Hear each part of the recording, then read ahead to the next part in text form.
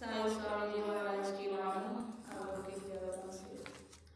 आत्मा का भोजन है सत्संग और ध्यान।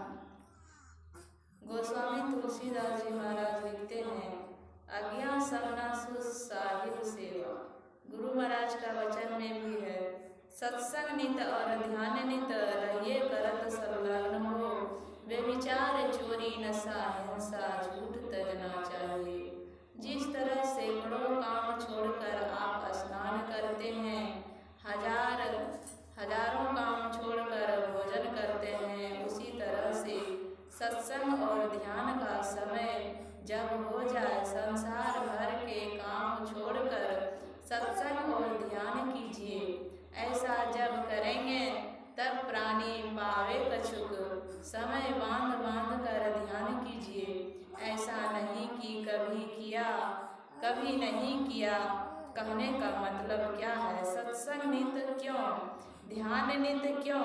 जैसे आप अन्न खाते हैं शरीर के पोषण के लिए, केवल आप अन्न ही नहीं लेते, जल भी लेते हैं।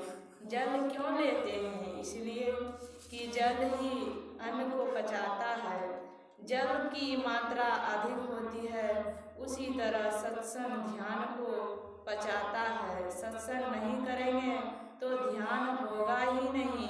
इसीलिए सत्संग नित शरीर का भोजन है अन्न और जल, उसी तरह आत्मा का भोजन है सत्संग और ध्यान। यह गुरु महाराज का आदेश है। सत्संग ध्यान करने में अवरोध क्या है?